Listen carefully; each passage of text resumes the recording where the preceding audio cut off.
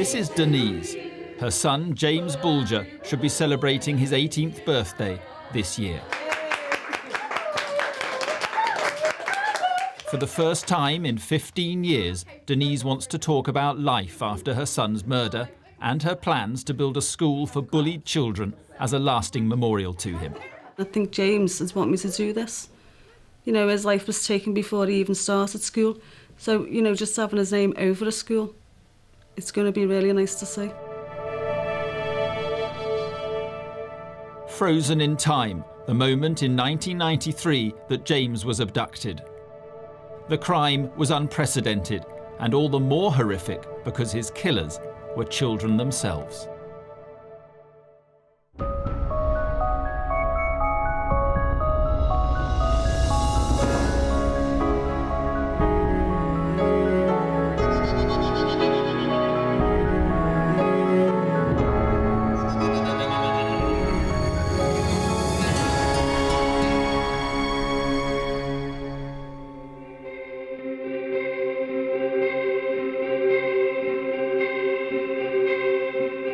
On Friday, February the 12th, 1993, Denise took James on a shopping trip to the Strand Centre in Bootle, Merseyside. At 3:30 p.m, they went into a butcher's shop. While Denise was paying, James wandered outside. It was only a few seconds before Denise noticed, but it was too late. James was gone. When security staff couldn't find him, they contacted the police.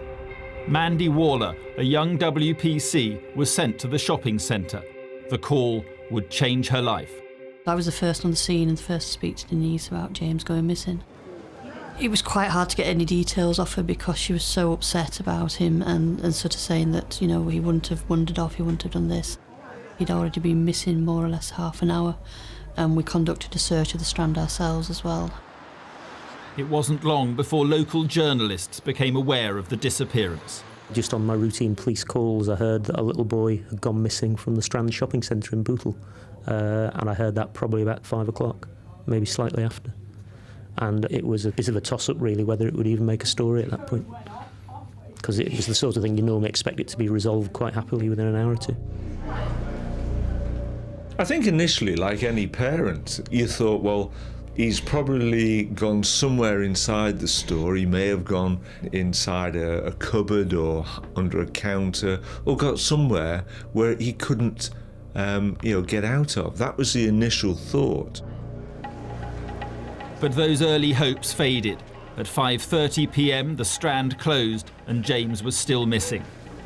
Police then launched a major search operation across Bootle. We had patrol cars on the street with loudspeakers, members of the family had come down and really widening the search. But by the time it came to, bedtime on the Friday night and there was no sign of him, that's when then the really serious concerns started to come in. At the shopping centre, police and security guards began searching through the day's CCTV recordings. There are 16 cameras placed throughout the precinct, and it's on a time-lapse system. So you get so many seconds on one camera, so many seconds on another. So the police officers then, we had a point of starting, which was outside the butcher's shop. We knew the time, so they had to sit there and go through the tapes over that period of time.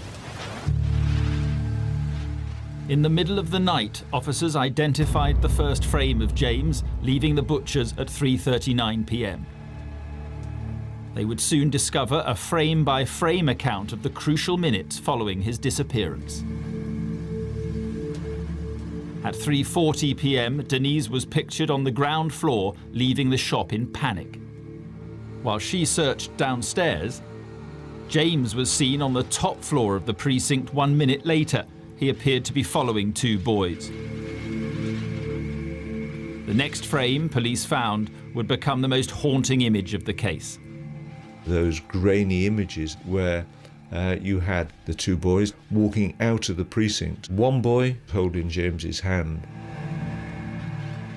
This was at 3:42 p.m. 1 minute later, James was with the 2 boys walking out of the precinct and towards the Leeds-Liverpool Canal. It was just 4 minutes since he'd strayed from his mother's side. We were just looking for a missing boy, when in actual fact it was an abduction. By now, James had been missing for more than 19 hours. Police organised a news conference. Just buying meat out the butcher's. Turned away from him for a minute and then I looked down and he's gone. If you've got me baby, just bring him back. By this time it was pretty clear that something very serious was wrong, because the police had declared it a major incident in which they're trying to enlist the public's help. Then when they showed the video footage, that's when you really begin to think that this is something very much out of the ordinary. I don't think anyone quite imagined the significance that those images was going to take on as events transpired. Good afternoon. Police searching for a missing 2-year-old boy on Merseyside believe he may have been abducted. He was filmed by security cameras leaving the centre with 2 teenage boys. Close-ups of the youths don't reveal their identity, but police believe they're both white and in their early teens. We thought we were looking for boys about 13 years of age, because it was very, very difficult to judge their height by anything in the precinct on the early pictures. And we all felt that they were probably in that age bracket. The police appealed for the boys to come forward, and the search for James continued. Police activity today has centred on the nearby Leeds-Liverpool Canal. Witnesses said they'd seen a boy like James on the towpath with a group of other youngsters. We had specialist search teams out who were doing the canal, for example, who were doing the railway lines, all the wasteland. It was a massive operation on searching. It's now well over 30 hours since James went missing from this shopping centre. The already serious concerns for his safety have been further heightened as he faces his second night away from his parents. I was assigned to stay with Denise, and there's only so many times you can say, it's going to be all right, or everything's going to be fine, and because by that time you're thinking, well, it's not. If you've got me baby, just bring him back. I don't think it takes much stretch of the imagination to understand how distressed she was. Denise had a daughter a short while before that was stillborn, and so she was probably more protective over James than most parents are over their children. Throughout Saturday night and into Sunday, more than 100 officers were looking for James, and every member of his family joined in the search. They had gone through incredible efforts. If sheer will and sheer love for their son could have brought him back, then they'd have had him back safe, but unfortunately that wasn't going to happen.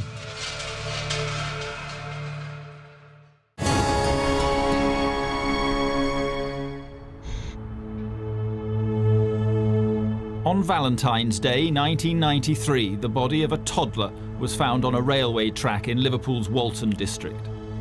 About lunchtime, police officers from Walton Lane Police Station rang up and said, there's some young boys come running in here and it looks as if the body's on the railway line at the back of the police station.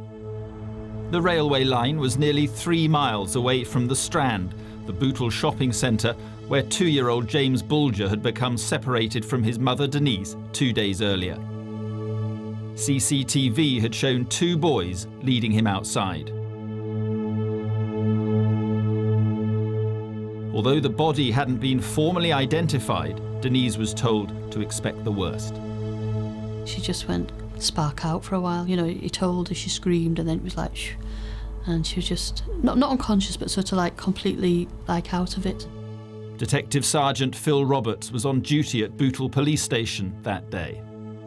I heard this almighty screech, which came from like the bottom of the gut, and even tears came to my eyes. James's body was identified by one of his uncles. He'd been found only 100 yards away from Walton Lane Police Station. At first, it seemed he'd been hit by a train. Myself and a couple of others immediately went up there, and we actually saw what had actually happened to James. The nature of James's injuries immediately ruled out the possibility of an accident. We know it is a murder inquiry. It's not as we'd first hoped. We were going to find James and return him to his parents. It is horrific what has taken place, and there must somewhere be somebody who will know the identity of the two boys who were seen with James. At that point, obviously, there's that awful realisation that everyone's worst fears had come to fruition. And coupled with that, was the puzzlement of, well, what were those two boys to do with it? How were they involved in it? In the days after James was found, Denise stayed with her mother, Eileen. At first, we couldn't even go in the same room. She didn't know what to say to me and I didn't know what to say to her. So it was like two mothers in the same, going through the same pain. It wasn't just me going through it, she was going through it as well. I think I just took each day as it come and took anything that was thrown at me. Basically, I didn't know what was going to happen. I didn't know what kinds of future I was going to have, if there was going to be one, and I just didn't know. I was basically in the dark. At Bootle police station, the investigating team was in shock. It was a horrendous murder. I know what happened, and sometimes it's best not to know what exactly happened. After James's body had been found, because I could see the effect it was having on the staff, I made my mind up that I wasn't going to tell them all the details of what happened to James. The coroner, Roy Barter, said it was the most dreadful and shocking case he'd dealt with in 25 years. In Liverpool, a horrified community began to grieve. A gesture of the city's outrage, which started as a handful of flowers, has now become a symbolic memorial. Among the many messages, one which sums up the question on most minds here: why? But Denise was unaware of the attention surrounding her son's death.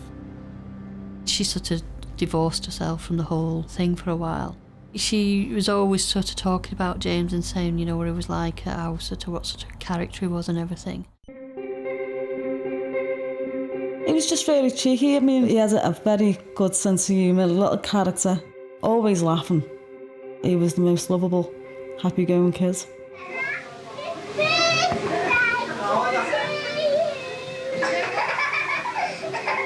He used to try and dance like Michael Jackson, which was very funny, watching him. A lot of people ask me what that is around his mouth. A lot of people think it's milk. It's not, it's yogurt. And I remember that day like it was yesterday. We were actually on holiday in Wales. We went away for a week with him. And he just says to yogurt when that picture was taken. I keep a lot of pictures private. I don't like anyone seeing them. I actually keep them in the loft with all his clothes and everything, because obviously I don't like looking at them all the time. But what I've got in mind, that'll always stay with me. That's something that no one can take away from me, is the memories that I've got of him. To a lot of people, he's just a picture. Well, not to me, he's not. Every parent in the country can only feel the deepest shock at the abduction from a shopping centre and subsequent killing of James Bulger. Mothers of young children have become extra vigilant. There's a growing demand for these children's harnesses. Everybody was afraid, all parents were afraid that their child was going to be abducted. For goodness sake, keep tight hold of your children. Poor James only went missing from his mother for a matter of seconds, and he'd gone and disappeared. The only lead the police had was the grainy CCTV footage of James's abduction. As I've stressed, we've got an open mind on these two boys. All we know for certain is they were with James. Detectives are desperate to speak to the two youths who were seen by the video cameras. They say it may have been a prank that went tragically wrong. None of us could have believed initially that any young person could have done to James what had happened. The amount of information that came in was unbelievable. Any other murder case, you'd have one person just to look at information, but we were having 6 or 7. More than 20 boys aged between 10 and 18 were questioned. Some identified by witnesses, others who just happened to be in the wrong place at the wrong time. I was walking past Mouse Lane Police Station and then they pulled me in because they thought that it was me on the photo. Then on Tuesday evening, 2 days after James's body was found, an apparent breakthrough. I got a call probably just after 9 in the evening to say that a boy had been arrested in Kirkdale. I basically filed a very brief news alert to the Press Association, then very quickly got myself ready, and by the time I was leaving the house to go to the scene, the news was breaking. Police hunting the killer of 2-year-old James Bulger said tonight they've made an arrest in connection with his abduction and his murder. Lots of neighbours had seen the police activity, made assumptions and decided that this was the killer or one of the killers of James Bulger, and things deteriorated to the point of a near riot. It was a very scary scene, really, and it demonstrated the level of emotion that was running in Liverpool at the time.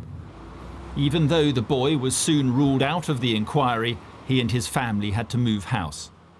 There's tremendous aggression with the public. People were so upset over what had happened that somebody could do that to a child.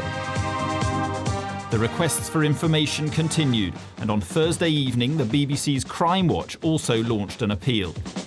It was the first time the programme had featured a crime in the same week that it was committed. Good evening. Tonight we start with new details that have just become available on the case that's been uppermost in all our minds this week, the murder of 2-year-old James Bulger on Merseyside. The programme showed new images of the boys, enhanced by experts at the Ministry of Defence. These stills may look a little bit fuzzy, but they're a huge improvement on the originals. But as these images were broadcast, police were already holding 2 suspects back in Liverpool. They'd been arrested after a tip-off the previous evening. A lady who'd been away saw the news, saw the images we put out, and she said, "I think I know who that is." She said, "They're always away from school, they're always into mischief." And we then thought, well, we've got to go and get them.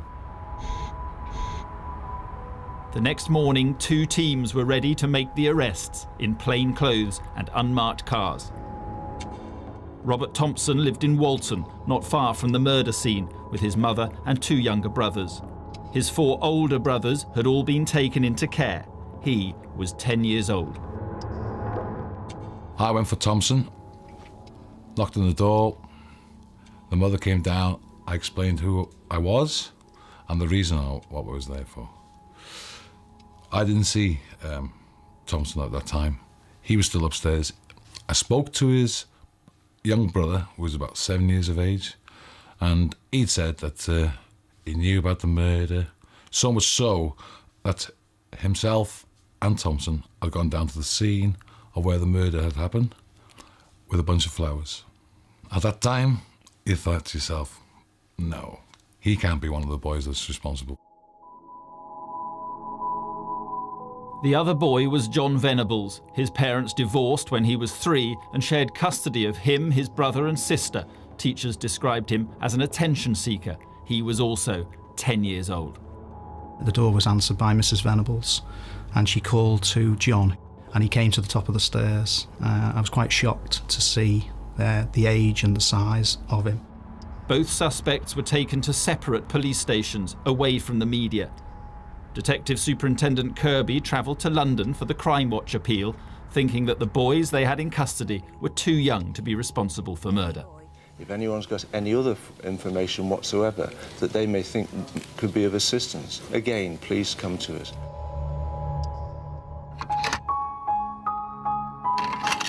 The arresting officers started the interviews late on Thursday afternoon. It was the first time any of them had interviewed murder suspects who were so young. There was no other precedent for it, so we literally had to, set our own precedent and deal with them in that way.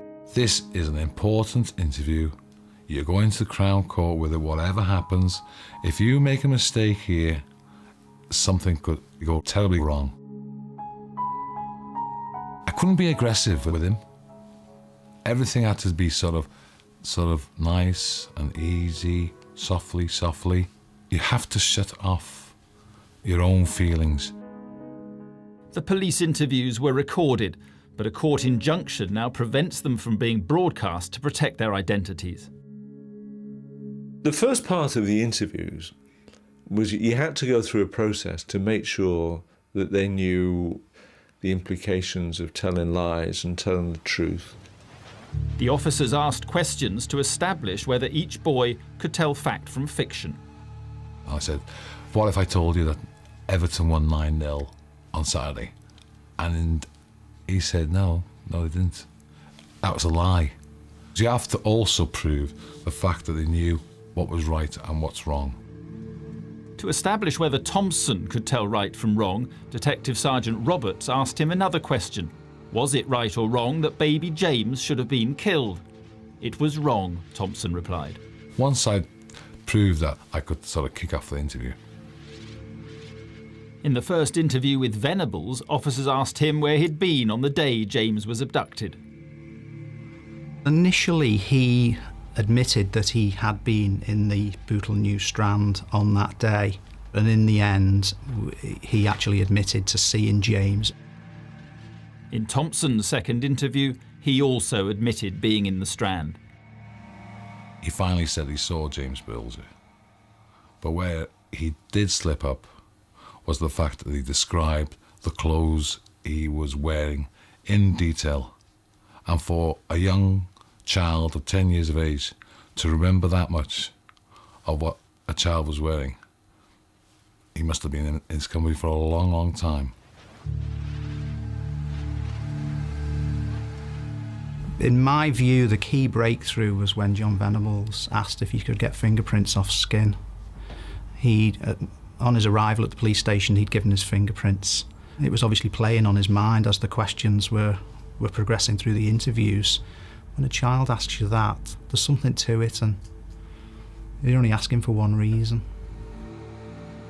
Thompson eventually confessed that he and Venables had taken James from the shopping centre. When it came to talking about James, it shuffled his legs, he started crying, but no tears. He knew what was right from wrong, because every time he got anxious, his feet would start going. So you knew he was lying. It was a great giveaway. By Friday lunchtime, Thompson had admitted taking James to the railway line, where he said Venables had thrown paint at him. Officers asked Thompson what James had said to them. He mimicked what James said, saying that he wanted his mum.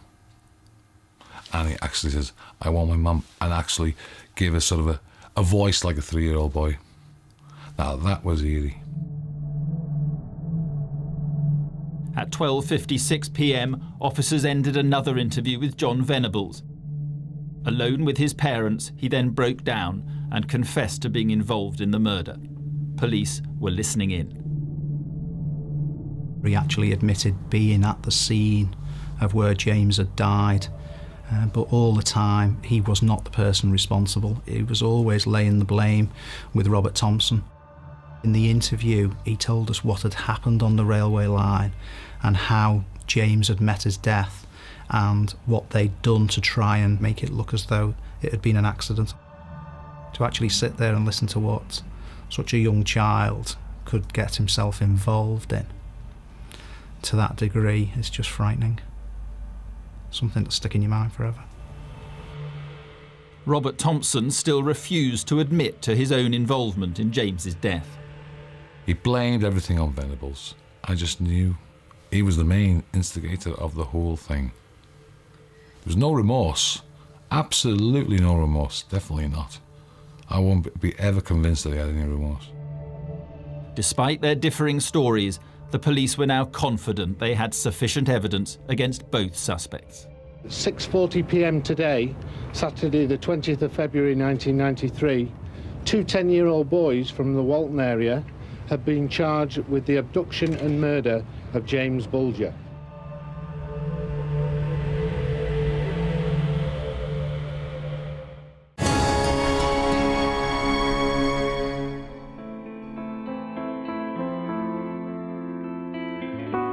"17 days after James's abduction and murder, his funeral took place.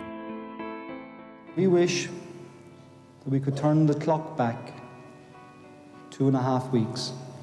We wish so much that we could bring James back to you both, and to all of us. It was a terrible day, it really was. I think it was the coldest day that winter, and it was so bleak, which actually kind of felt right because it just fitted the mood of the moment, you know, nationally and locally and in that church. You didn't realise what an impact it had got until you were just driving along and the whole streets were lined with people for much of the route, and you think, crikey, you know, this has had such a big impact. The 500 mourners outside the church that day are among the many people who have continued to support the family over the years. Denise and her second husband Stuart have kept all the letters and cards she's received from around the world. This is heavy.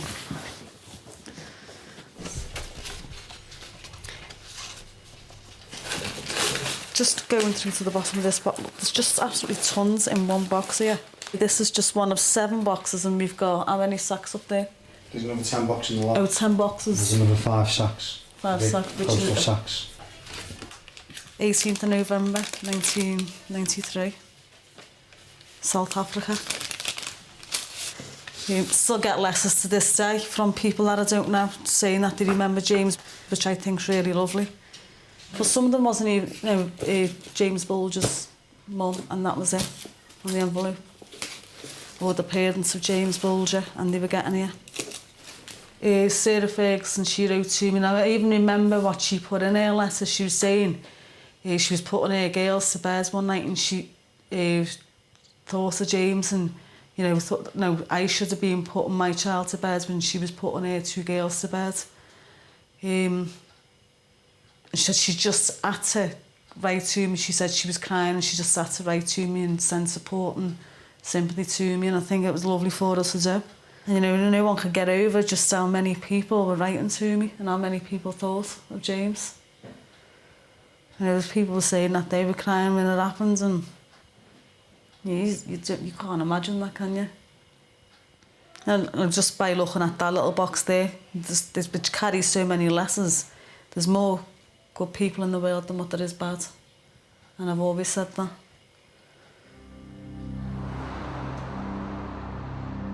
On the 22nd of February 1993, the 2 10-year-olds appeared before Bootle magistrates charged with James's abduction and murder. A crowd of 300 gathered outside, and as the police vans left the court, a riot broke out. Liverpool is a place that has a really strong sense of community, and I think then when the realisation happened that those who'd committed this crime were actually from within that community as well, people felt a sort of futile rage at that, I think. The police had sent the vans out empty as a decoy. And it was quite a shameful scene, in all honesty. And you sort of think, well, what would they have done if the boys had been in that van and they had managed to get to them? The trial was set to start 8 months later. The waiting was agony for Denise. I just wanted to get in the corner and stay there, lock myself away from everything and everyone. But, I couldn't have done that. If anyone was going to fight for James, it had to be me, didn't it? I still find it hard to talk about. At the end of the day, I shouldn't be sitting here talking about him like this. I should be talking to him. The trial took place in Preston, 40 miles away from the tensions in Liverpool. By this time, Denise and her then-husband Ralph had announced they were expecting another baby. Denise chose not to attend court. She just couldn't face seeing them every time. She just didn't want to sit in the same courtroom as them, as the 2 boys. And I think there's still parts of the case that she wasn't aware of, so she didn't want to hear them in court. And she didn't want to be under the public scrutiny while having been told those details. The first time I saw the boys, I don't really know what I'd been expecting or what I thought I was going to see. But I think the thing that struck me more than anything else was, God, they're just 2 ordinary little 10-year-old kids. They didn't look in any way deranged or capable of terrible violence. They were kids.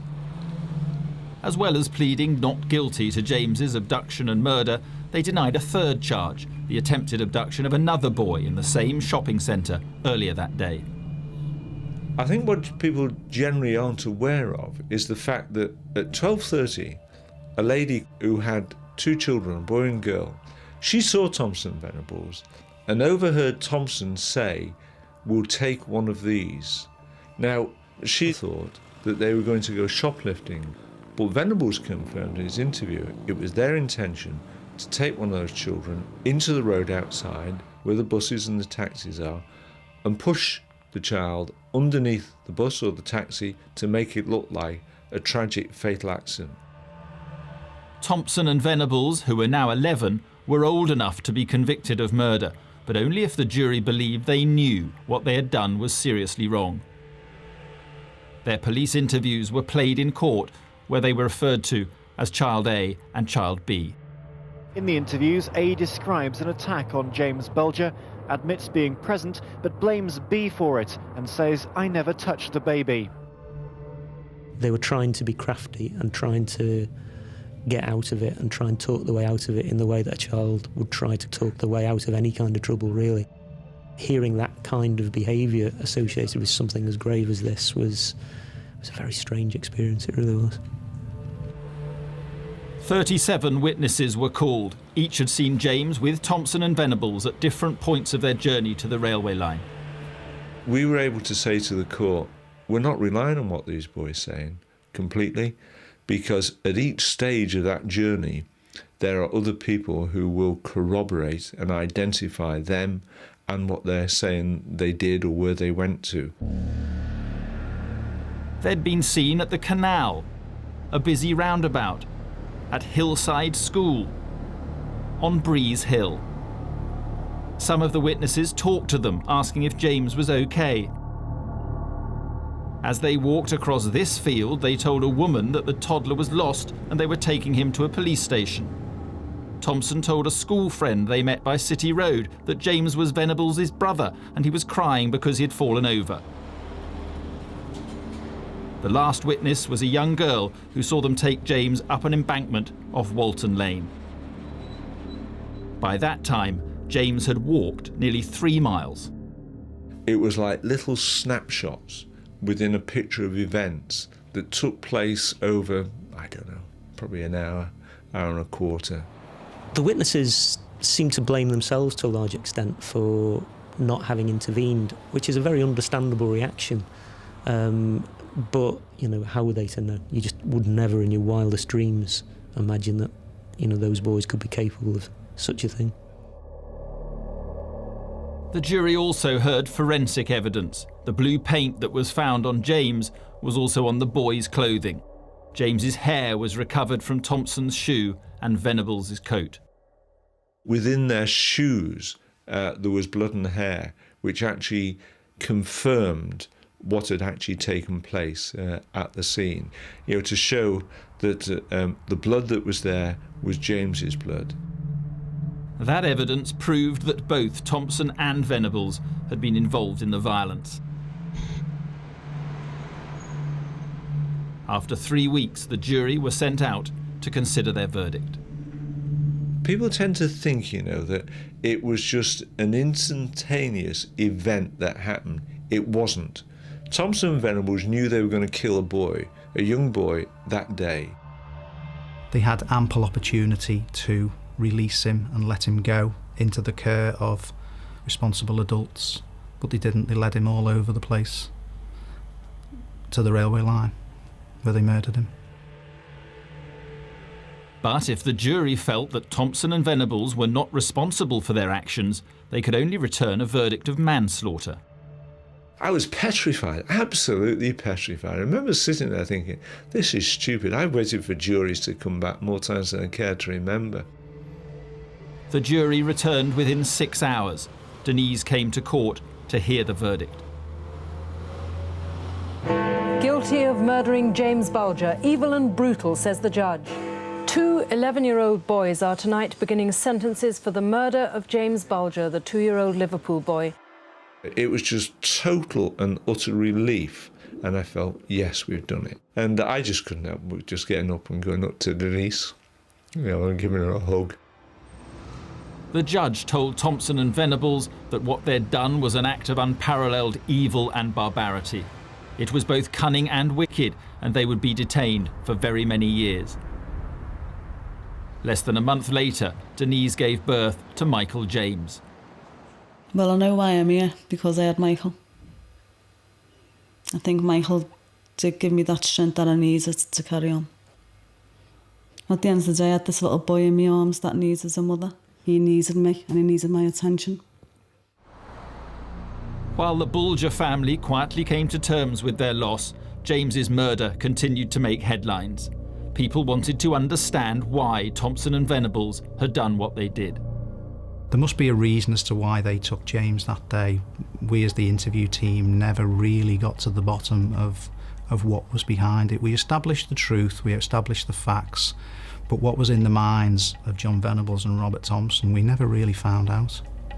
It was like probably what most people call a perfect marriage. Slightly different personalities, but brought together lethal. And that's what they had that day. I think the case left me with a different view of children and childhood and what children are capable of, and made me realise that there is the possibility for great darkness in young children that you just perhaps don't really like to think is there. I do have lapses where I look back and I think to myself, you know, how could it happen? Why did it happen? It should not have happened. More heartbreak followed for Denise when the judge announced the sentence. Thompson and Venables were to serve a minimum of 8 years in local authority care. That was another massive blow to me. To get justice for James, I think they should have served at least 15 years in adult prison. It was so horrendous, the crime. You know, he was only a baby at the time. Everything that he should have been looking forward to in life was taken away from him. So I thought, you know, if I'm going to fight this, I'm going to fight it on my own. And she did. The minimum sentence was raised to 15 years by the Home Secretary, but Thompson and Venables appealed, both in Britain and in the European Court. Denise spent years campaigning against their release. You know, they took mine. What's going to stop them from taking someone else's? I don't think they should get an early release. Basically, I think 15 years is too early. I'm pleased that the UK government are continuing to fight the appeal. I know that the court reject the appeal when they give their judgment in due course. I dropped everything in the hope that I'd get some peace of mind and some justice somewhere down the line, but I never did. In June 2001, little more than 8 years after murdering James, both Thompson and Venables were released on life licence. They're now 26 years old with new names. Nothing can be published that might reveal their identities or whereabouts. I felt like I'd just been told that my son was taken all over again. Because I thought, you know, it's something else that I'm not winning. Is there anything I'm going to win in this case? And unfortunately, no. Never won a single thing. At the end of it, I got nothing. That's why I've decided to turn a new chapter and, you know, give James a nice memorial. School? You can come here whenever you want.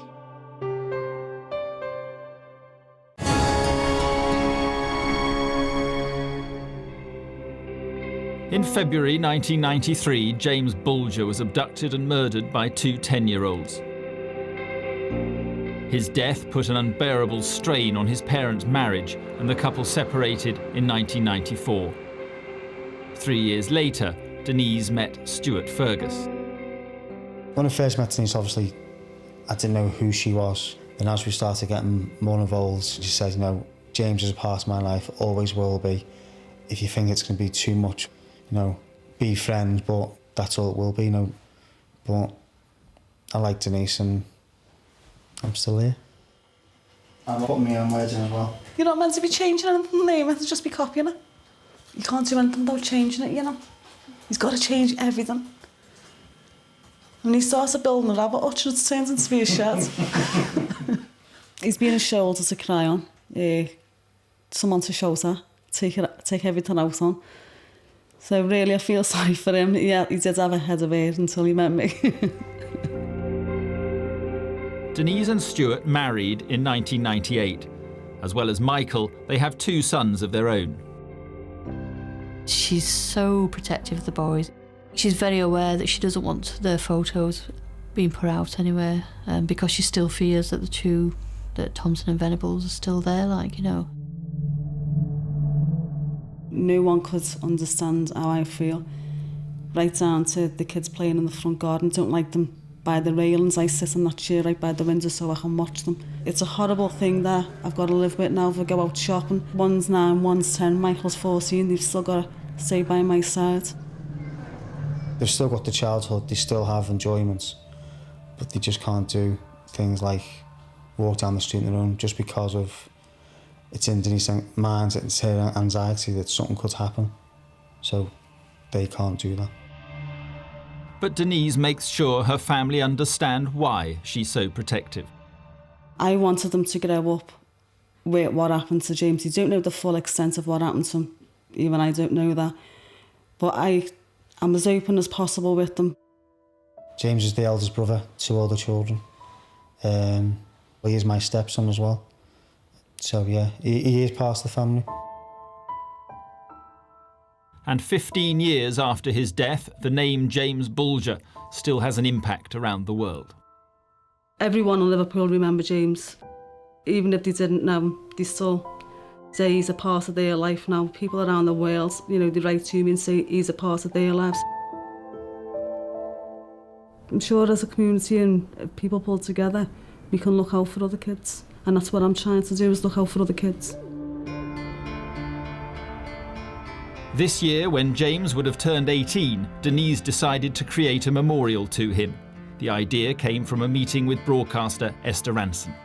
Every time I saw her interviewed about James' death, it seemed to me that it was unhealed. It was tremendously painful for her. She was really angry. And I thought to myself, no one has celebrated this little boy's life. So all she's got in her head is the memory of his murder. So no wonder she feels as she does. I thought it was time that James was celebrated properly. So I put the idea to her, and she immediately took to it. She immediately said yes, because she wants the little boy she knew to be alive in other people's minds. Denise and Esther are visiting Cambridge, where the charity Red Balloon has set up a special school. Hello again. Take that! Red Balloon is a safe haven for children who've been so badly bullied they can't go to mainstream school. And by the time we get them, they have often thought about or even attempted suicide. And our job is to start a recovery programme. And the recovery programme is sort of 70% academic work and 30% personal and social and therapy to help them really come to terms with what's happened to them. Next year, Denise wants to open a Red Balloon school in Liverpool and name it after James. Over the past 15 years, nothing's been achieved from his death. No good's come from it, really. But there's going to be good in this. You know, we're going to be seeing kids become happier. This is Jake. Hello. Hiya. That's William. Hi. Hello. That's Diana. Hello. And it's her birthday. Oh, happy birthday. It was mine on Tuesday. If I can do that under James's name, it's going to be absolutely brilliant. Do you feel better now that you've got somewhere like this to come to? Yeah, I really like coming here. At least now I actually enjoy coming to school. Do you feel more relaxed and everything here? Yeah, I've been able to speak to people about what's happened. My education's obviously got better. I've got more confident. When we found this place, it was like a miracle. It's like saved my life.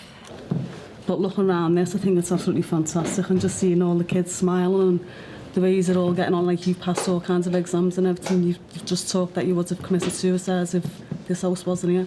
So I think it's a really good thing to do, and I'm desperate to get this house up and running now in Liverpool.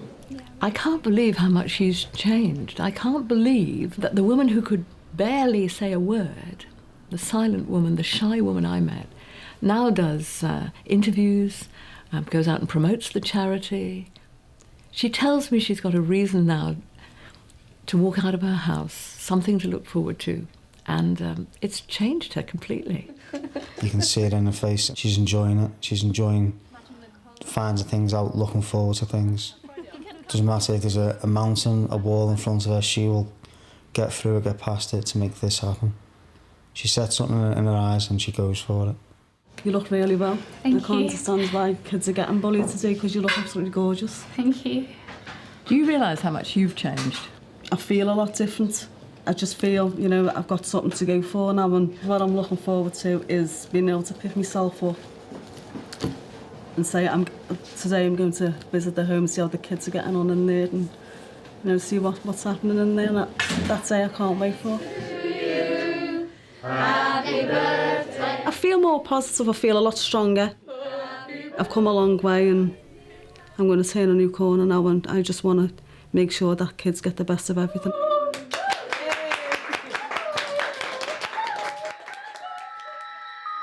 You can find more information about James Bulger House on our website, itv.com/realcrime.